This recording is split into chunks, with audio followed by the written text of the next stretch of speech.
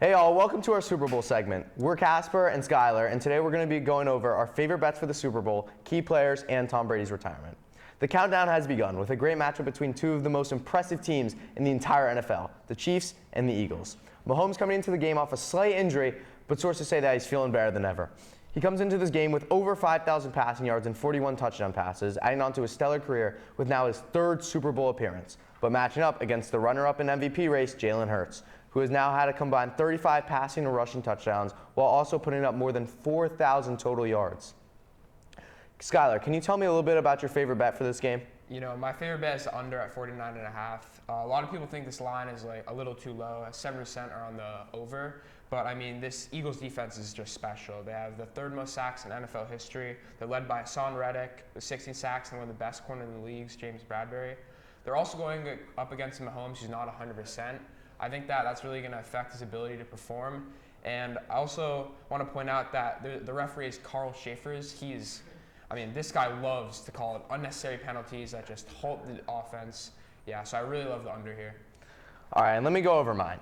I think it's pretty obvious here. The best player in the league as an underdog, Patrick Mahomes. This seems way too obvious. But for some reason, the public's still backing the Eagles. Chiefs plus 1.5. Mahomes has only come into the game as being an underdog 9 times in his entire career.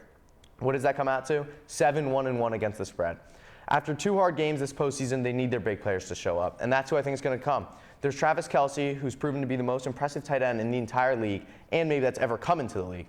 And then this defense has really stepped up as well. And the Eagles defense do look great right now, but I don't think anyone can stop Mahomes, and that's why I think that this is just a lock. The defense has made a jump to top 10 in the league, and that's the Chiefs defense, and that's why they're going to win this game, and I think that's going to be the major change. That's why Chiefs at plus money or at plus 1.5, way too much value. I'm taking them there. So some of the key players I have at least is Hassan Reddick. I think if he's able to get hot, get to the quarterback and disrupt Mahomes, I think he can completely change the game to the Eagles' favor. And then I also want to talk about Mahomes. Although I'm on the under, I can't deny his greatness. I mean, he's a great improviser. He can really turn the game around. He seems to escape every situation comes into. So yeah, I think he is going to have a great game, but I think the Eagles defense will still be able to contain him. And I want to talk about the running backs here. The 2 running backs for the Chiefs have really stepped up, Pacheco and McKinnon. I think they're a huge part in this game because you need to slow down this Eagles offense. You can't let them have time on the ball, and I think that's how they're going to win. They need to take as much time, and I think Pat Mahomes is great at that with time management. I think he's going to just control the game and just make it his own, and that's why I think that they're so important. And then obviously Travis Kelce. This guy, he's special. He's somehow always open. Double team him or not, he's just getting open. He gets his teammates ready. He's a leader as well. And that's why I think that he's going to play such a big role. And I'm definitely seeing him get into the end zone at least once or maybe twice. And that's how they're going to win this game.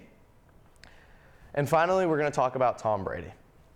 I mean, I feel like it's about time before he tarnishes his legacy. I mean, don't get me wrong. Brady is the best quarterback to ever live. I mean, he's the best we've ever seen. But the matter of fact is that this year he was just average at best.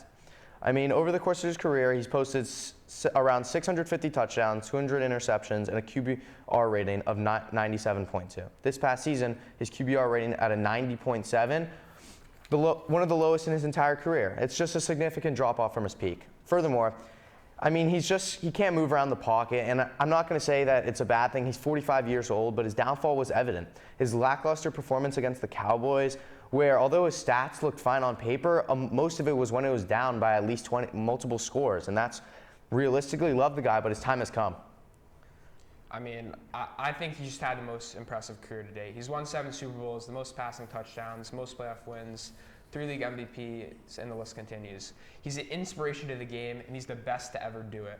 I don't think anyone's ever going to surpass him.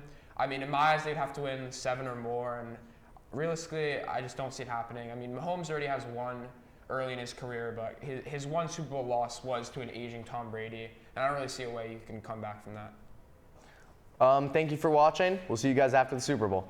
I thought you said Asian. I thought you said Asian, not aging. Aging. That's fine. Yo, that was really good. No, that was like really trust.